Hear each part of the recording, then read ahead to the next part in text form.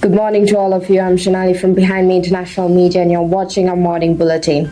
Well, Canada, what is expected is happening as US President Donald Trump has announced plans to impose 25% tariffs on goods from Canada and Mexico starting February 1st, which is tomorrow. The move threatens to shake the two America's largest trading partners with potential economic consequences on both sides of the border. However, President Trump hinted that Canadian oil might be exempt from these tariffs. Well, the tariffs come as part of the administration's border crackdown on illegal immigration and fentanyl smuggling, as well as long-standing concerns over trade imbalances. The U.S. currently runs a merchandise trading deficit with Canada averaging over $100 billion annually. If Canadian oil is included in tariffs, analysts warn that American gasoline prices could soar, contradicting Trump's campaign promise to lower them. Canada's Natural Resources Minister Jonathan Wilkinson has already warned that such tariffs could drive up gas prices in the U.S. Midwest by as much as 75 cents per gallon. In response, the Canadian government is pushing back, warning that a trade war could ultimately hurt American consumers. Ottawa insists that its recent border measures are effectively reducing illegal migration and drug trafficking. Canadian officials have also made it clear that if the U.S. follows through with these tariffs, Canada is prepared to retaliate. Alberta's Premier Danielle Smith is calling for a joint Canada-U.S. NORAD military base in northern Canada to strengthen aerospace and maritime defense. In a statement Thursday, Smith said that she pitched the idea to Prime Minister Justin Trudeau and followed premiers during a Wednesday meeting. The proposal comes as she pushes for greater collaboration with the U.S., especially with President Donald Trump's threatening to impose 25% tariffs on Canadian goods starting tomorrow. Smith is also urging Ottawa to appoint a Canadian border czar to work directly with the U.S. on security. While the federal government has pledged $1.3 billion for border security, Alberta is investing $29 million to increase surveillance along its Montana border. Meanwhile, Howard Lutnick, Trump's nominee for U.S. Commerce Secretary, told the Senate that tariffs could pressure Canada to act on border issues and hinted that more may follow. Going into Sri Lankan news now, Sri Lanka's air quality has returned to normal levels today, with the Air Quality Index or AQI improving significantly after several days of high pollution. According to Dr. Ajit Gunawardhan, a spokesperson to the Central Environmental Authority, AQI levels, which had exceeded 150 in multiple areas over the past 2 days, have now dropped below 50 in many regions, especially in the central part of the country. This is a marked improvement after a period of unhealthy air quality that affected residents.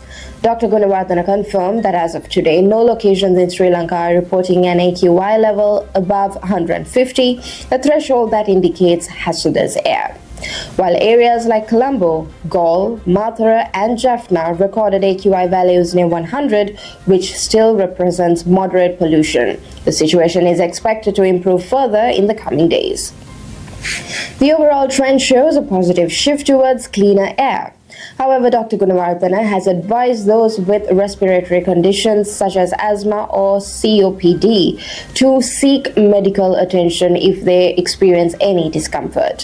He also stressed that human activities, including industrial emissions, vehicular pollution, and burning of waste, continuing to be the primary contributors to rising air pollution levels. Despite the improvements in overall air quality, heavy smog was still visible in Colombo this morning, reminding the public that air pollution remains a significant concern in certain areas.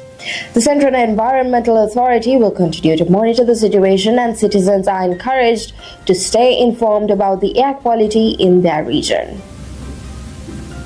India has lodged a strong protest with Sri Lanka after its navy opened fire on and arrested 13 Indian fishermen near Delft Island in the Pork Strait.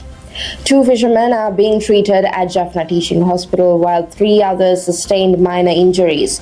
The Sri Lankan Navy claims that the shooting occurred when Indian fishermen allegedly tried to assault personnel and seize a firearm, calling it accidental firing. However, India's External Affairs Ministry has strongly condemned the use of force, urging strict adherence to bilateral agreements and humane treatment of fishermen. The detained fishermen from Tamil Nadu and Pondicherry were accused of crossing the international maritime boundary line and have been handed over to Sri Lankan authorities. Fishermen's Association in Tamil Nadu are demanding their immediate release, highlighting the reoccurring arrests of Indian fishermen by the Sri Lankan Navy. Just last week, 34 Indian fishermen were detained near Mannar, and in 2024 alone, 529 were arrested for entering Sri Lankan waters. India's High Commission in Colombo is actively working to secure their release. Still on international news, a Russian drone strike on a residential building in Sumy, northeastern Ukraine, killed 9 people and injured 13, including a child, earlier Thursday. The attack destroyed 5 apartments and damaged over 20 cars, with emergency crews still working to rescue residents from the rubble. Ukraine's military reported that Russia launched 81 drones overnight, targeting various parts of the country. Air defenses shot down 37, while 39 failed to reach their target. The fate of the remaining 5 drones remains unclear. Russia continued to deny targeting civilians, but the war, now in its 3rd year, has claimed thousands of lives. And finally, ending off with your weather report for the 31st of January 2025. And we are starting off the day with temperatures around -6 degrees Celsius, and it will feel even colder with the wind chill, making it feel like -11 degrees Celsius. So if you're heading out, make sure to layer up with your warmest winter gear. Clouds will hang around throughout the day, but we are looking at a mostly dry afternoon. Expect some light snow flurries to develop late in the day, particularly after 3 p.m., with around 2 to 3 centimeters of snow expected by the evening. The snow will taper off after 9 p.m. The high for today will reach 1 degree Celsius, but it will feel like -8 degrees Celsius. With those chilly winds, tonight temperatures will dip to -8 degrees Celsius, and wind chills could make it feel like -14.